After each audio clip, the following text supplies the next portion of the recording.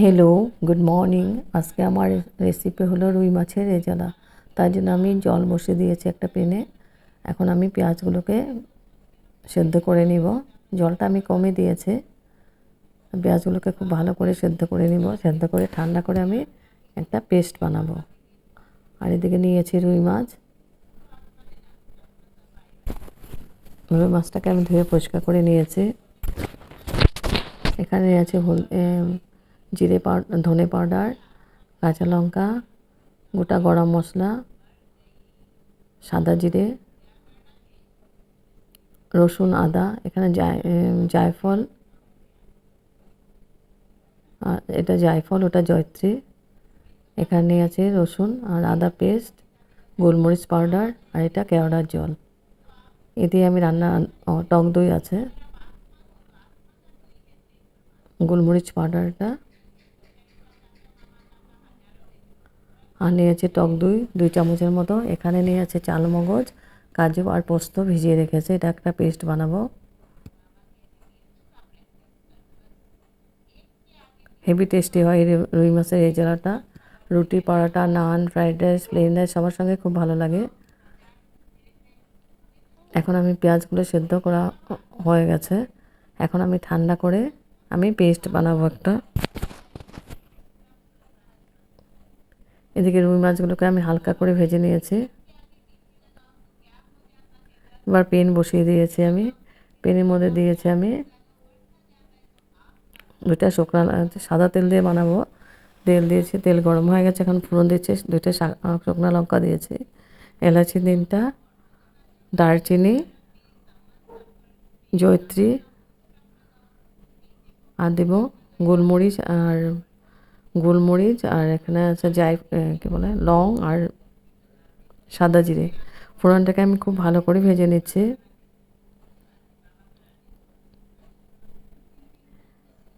ফোড়নটা ভাজা হয়ে গেছে। এখন আমি পেঁয়াজ পেস্টটা করেছিলাম সিদ্ধ করে, ওই পেঁয়াজ পেস্টটা দিয়ে দিলাম। পেঁয়াজটা দিয়ে আমি খুব ভালো করে মশলাটাকে কষিয়ে নেব। আমি এখানে হলদি ইউজ করব না, মাছটাতে আমি নুন দিয়ে ভেজেছি, হলদি দিইনি।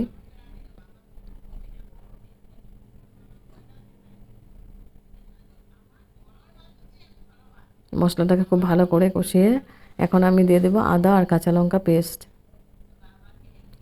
আদা কাঁচা লঙ্কাটা দিয়েও আমি ভালো করে নাড়াচাড়া করে দিব।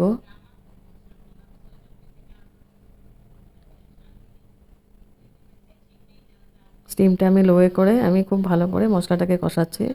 এখন দিয়ে দিলাম আমি গোলমরিচ পাউডার, পরিমাণ মতো নুন, আর দেবো কাঁচা লঙ্কা 4-5টে ভেঙে দিয়েছে।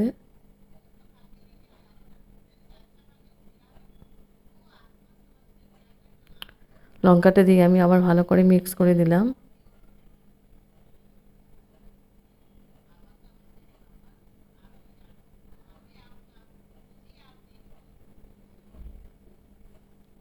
খুব ভালো করে মশলাটা নাড়াচাড়া করে আমি কাজু, পোস্ত আর চালমগজ পেস্টটা দিয়ে দেব।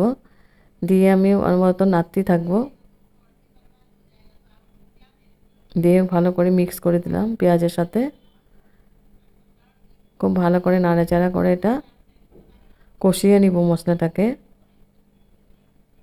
আর মশলা যত কষানো যাবে তত টেস্টটা ভালো হবে। স্টিমটা আমি লো করে দেব।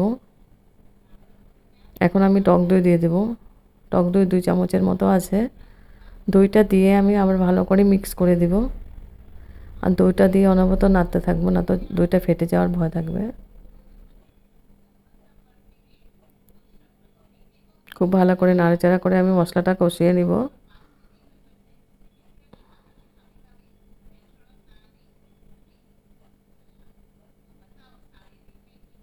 এখন দিয়ে দেবো আমি, মশলাটা কষানো হয়ে গেছে প্রায়।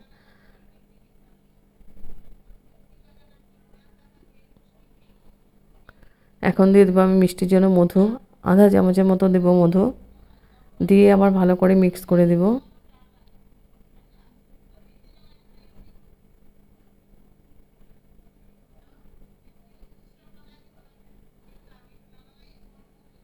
এখন আমি গ্রেভির জন্য জল দিয়ে দেব। জলটা আমি গরম করে নিয়েছি একটু। জলটা বেশি দেবো না, এটা মাখামাখাই হবে। জলটা দিয়ে আবার ভালো করে মিক্স করে দিচ্ছি।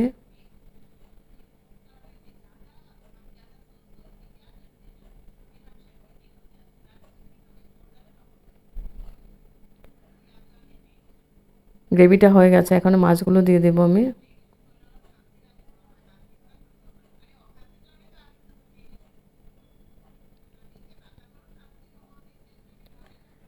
এক এক করে মাছগুলো দিয়ে দিচ্ছি।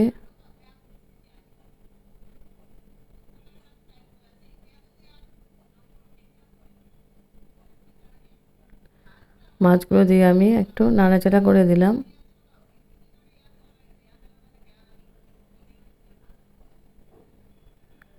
এখন দিয়ে দেবো আমি কেওড়ার জল 1 চামচের মতো,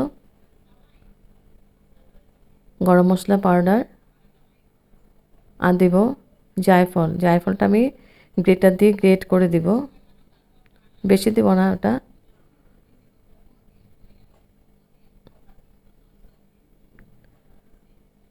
গ্রেটার দিয়ে গ্রেট করে দিয়েছি আমি। এখন একটু নাড়াচাড়া করে গ্যাস অফ করে দেব। গ্যাস অফ করে স্ট্যান্ডিং টাইম 5 মিনিটের জন্য ঢেকে রাখবো। তারপর সার্ভ করেছি রুই মাছের রেজালা। হেভি টেস্টি হয় খেতে, আর একদম প্রসেসটা একদম ইজি প্রসেস বানিয়েছে।